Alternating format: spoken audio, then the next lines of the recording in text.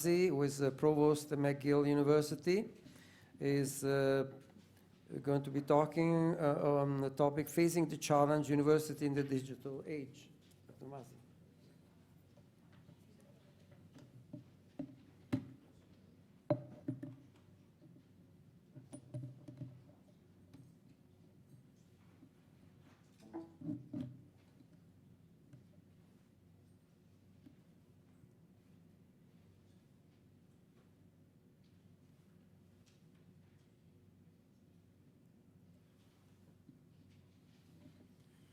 Thank you and good afternoon. It was an interesting challenge that was just launched to universities to think differently about the way in which education should be provided to make way for the large data, big data, that is such an important part of the way in which science is now advancing.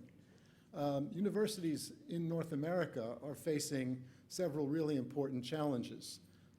All of us face challenges of funding models, whether that's because we have too little funding or because we're charging too much. We have a real problem with training and education. People don't want to make a distinction between those two things, but they're very important. And universities come down on the latter much more strongly than we can ever come down on the former. If you don't know the difference between education and training, think about high school students instead of getting sex education classes, getting sex training classes. Professors are increasingly being asked to do much more in the research-intensive universities, not less, notwithstanding what appear to be wonderful teaching loads at Purdue, and I know that McGill has very similar teaching loads. There is an expectation that professors will do more administrative work for themselves, that there is an increasing pressure on budgets all around to be more cost efficient.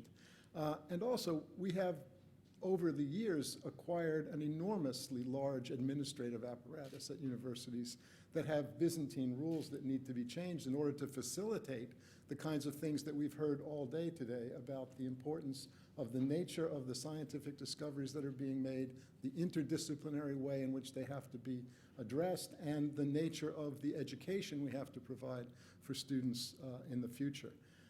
But there is also an incredible disruption of information technologies that is affecting the way in which universities can deliver what they do.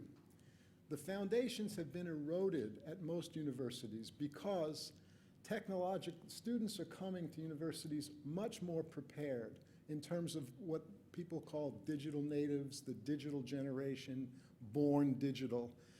The fact is that we don't know if technological literacy really changes the way in which people think or study.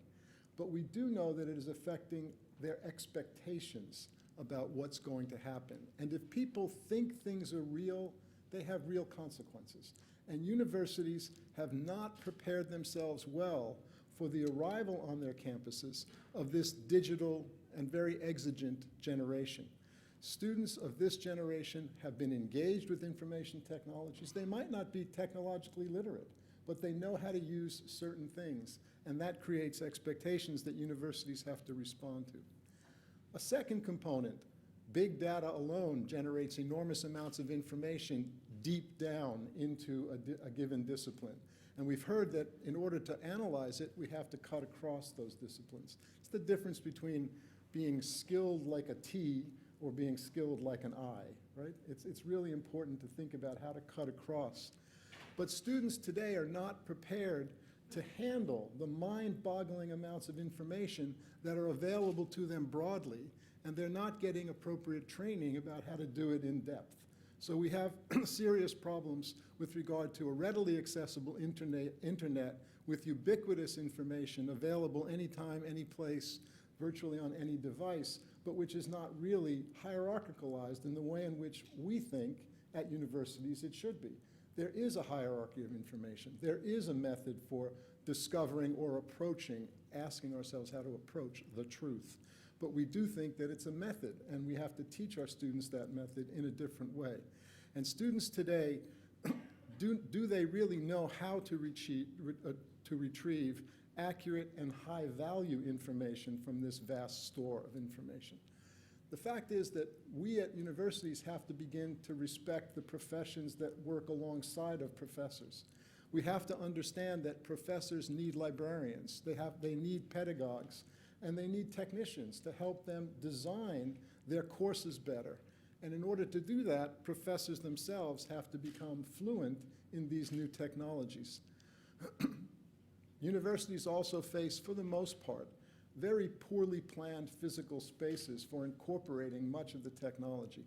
Great individual research centers, like the ones we've heard from today, all have these opportunities to provide better spaces for their students. But if you look at the vast majority of students on our campuses, they don't really have well planned out physical spaces for the incorporation of information technology into the pedagogy that professors can use. There's also enormously inadequate hardware, software, and databases available for most students to explore and learn about.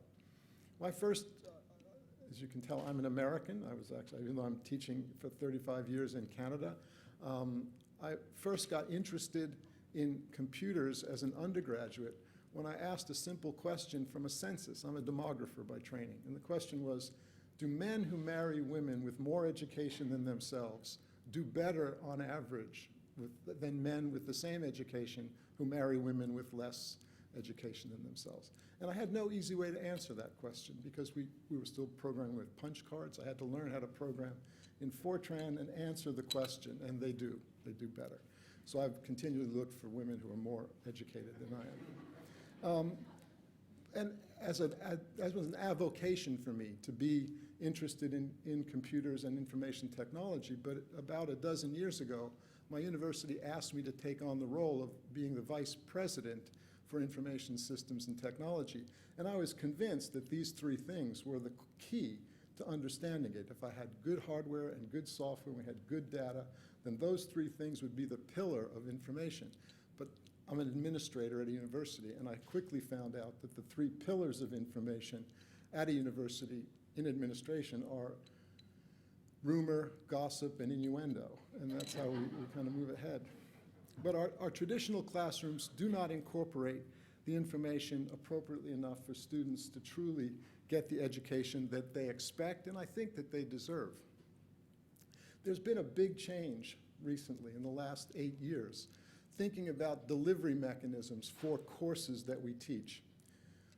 Almost more than a decade ago, both MIT and Carnegie Mellon University launched a challenge to the rest of the world by putting up their courseware, their course outlines, basically, initially, and then a bit of the courseware that was being used to teach courses on their campus. That challenge then made it clear to everyone who had access to the internet that courses on their own campuses might not measure up particularly well to the courses that were being offered at MIT and Carnegie Mellon. So that simple challenge began a process of universities having to benchmark themselves, not only in terms of the productivity of their professors and the scientific output, but also how they were organizing pedagogy on their own campus, how courses and curricula were being developed. We began to experiment with learning management systems, and that began the proliferation on campuses of whole new roles, really course designers and pedagogical experts and people who were experts in videography had to be called in because we increasingly were using some information technology to capture lectures and to make them available to students offline. That digital learning could take place at a distance that could be as small as the next seat or as far away as another continent. But in general, the positive promise of these delivery mechanisms has had really lackluster performance. It hasn't lived up to the hype that we've expected. 3 years ago or so, several initiatives got launched in the United States. The first was Udacity and Coursera, both out of Stanford University, both in more or less funded by venture capitalists. The interest there was, if we have these technologies, why can't we create communities of active and engaged learners that extend far beyond the walls of the classrooms and the gates of the university? It's a good question and an interesting one, and it really builds on the previous release of information about courses. Now we could actually see how those courses could be taught. But one of the first things that we realized was that the design of the traditional classroom, I feel like I'm in front of one now, right? A traditional classroom is a person, the sage on the stage, presenting information in a one-way flow of information. That can't work with the new technologies. So people had to think carefully about how to design their courses. Harvard and MIT, and McGill then became a member of this edX consortium as well, began to think instead that, one, we can't do it alone, so we need collaborations that cut across multiple universities. Two, we would be learning and acquiring all kinds of new information that we would have to analyze carefully if we were going to make the technology live up to the promise that it posed. And again, it's important to remember that these massively open online courses are not, if they're good, are not delivered in the way in which we deliver a classroom lecture.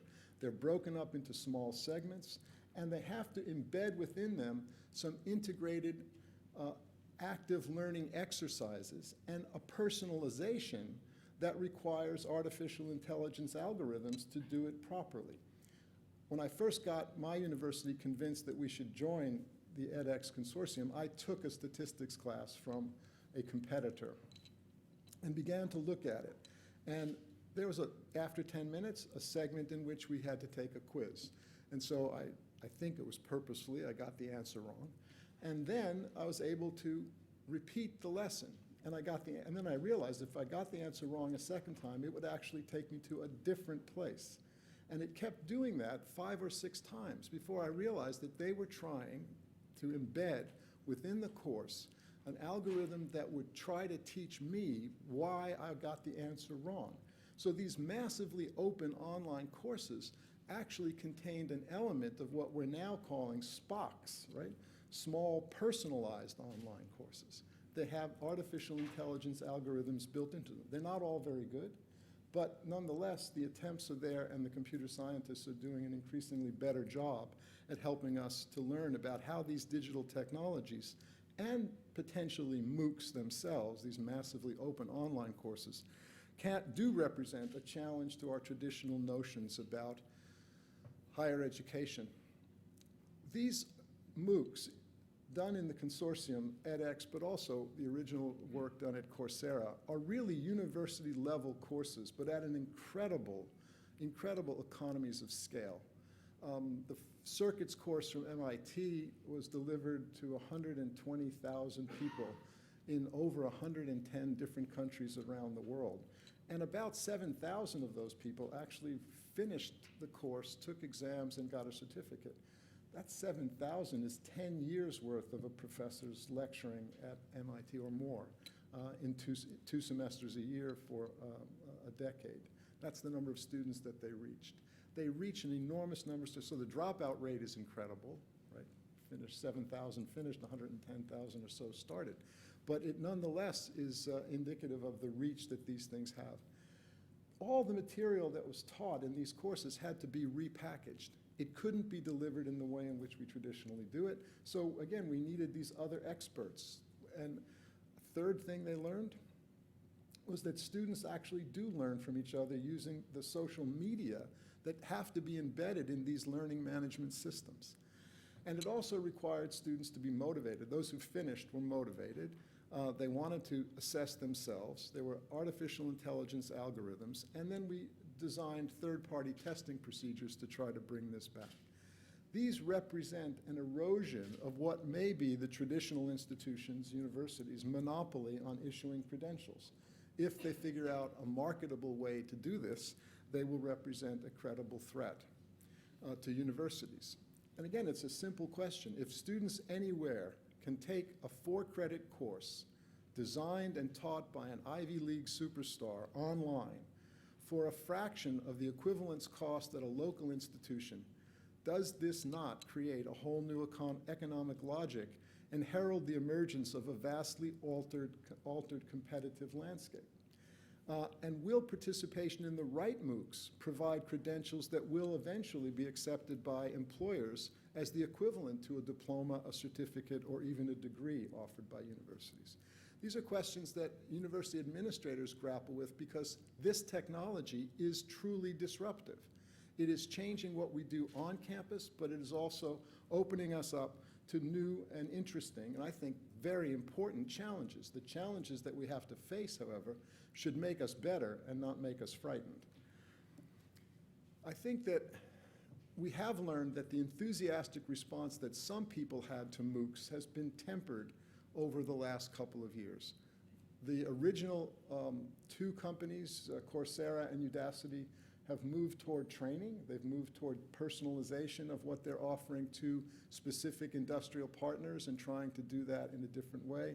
Other universities in the edX consortium have begun discussing curricula developments, and even there, we've shortened the length of time that a course is from a traditional semester to about a half a semester's worth of work.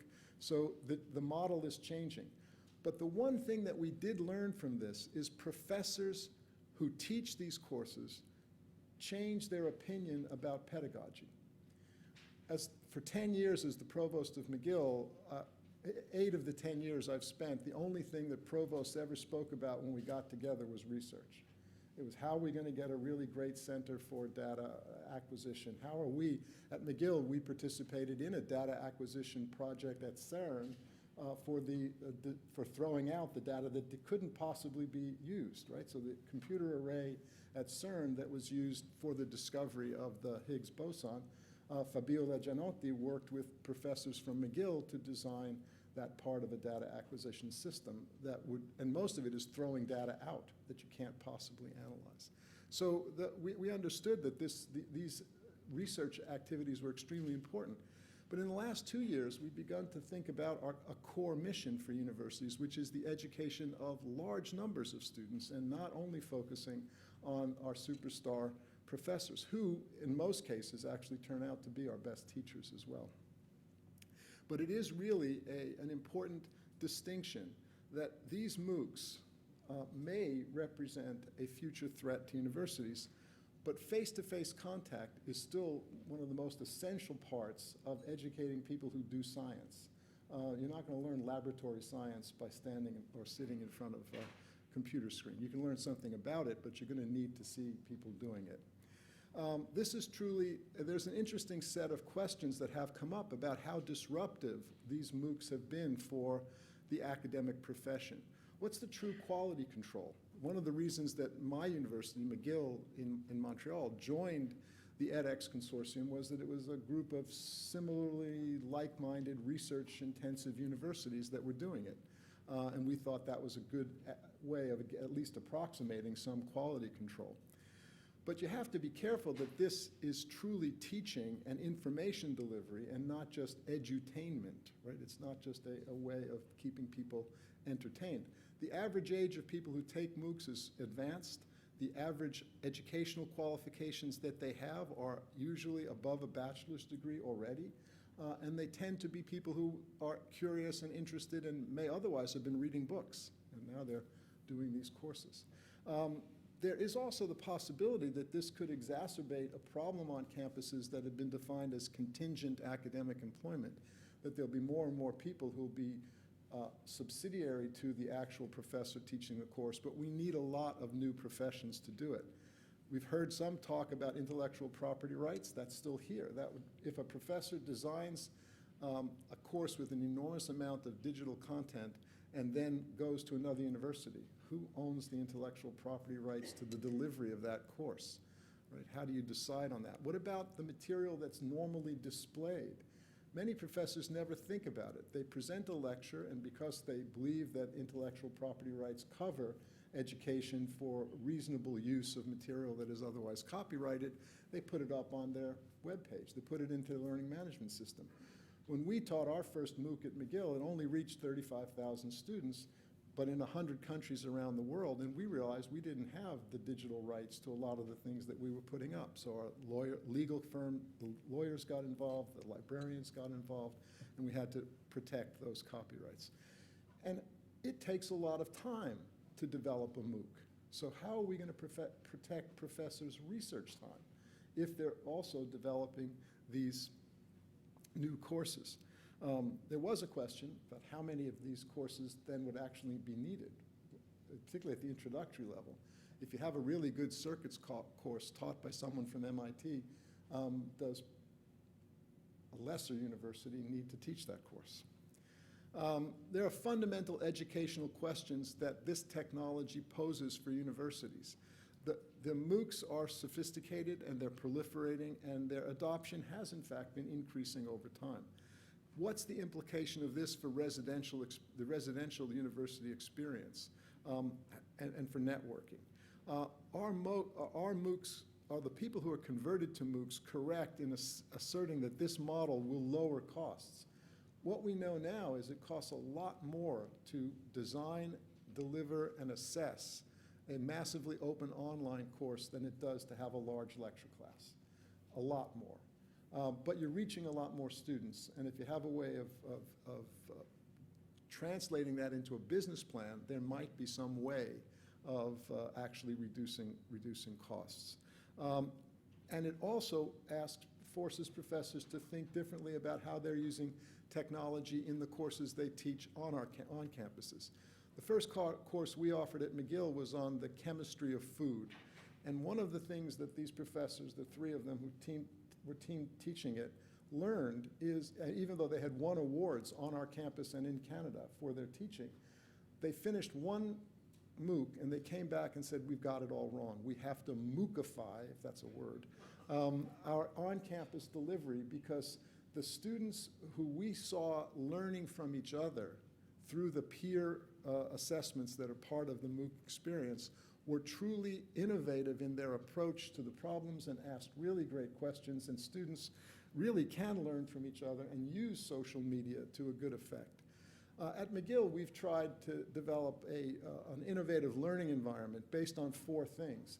The first is we are learning through the data that we're collecting in MOOCs and from our own learning management system that pedagogy has to be evidence-based. It should not be ideological.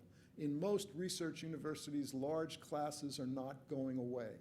So how do we use the technology and the pedagogical research on these courses and this technology to improve them? The second is we need to include librarians much more. So pedagogues come first, then librarians need to be incorporated in terms of the management of our information resources and the protection of intellectual property rights in terms of copyright. We also are redesigning our physical spaces, making sure that information technology is incorporated at the desktop and on the lab bench as well.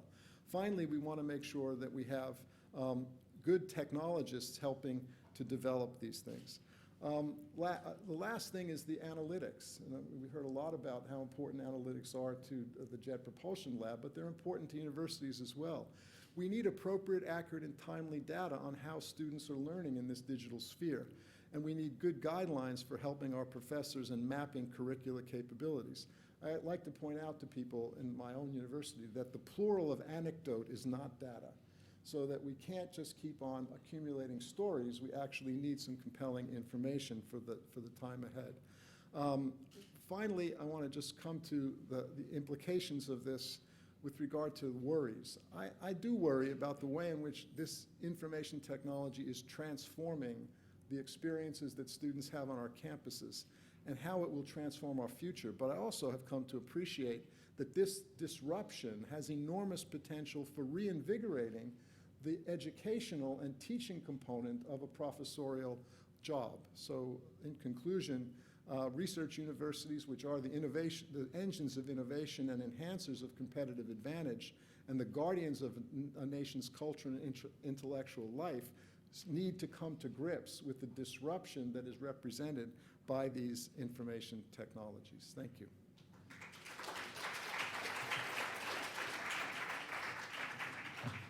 Thank you very much, Professor Masi. And last speaker for the day is Valerio Pascucci, who's director of the Center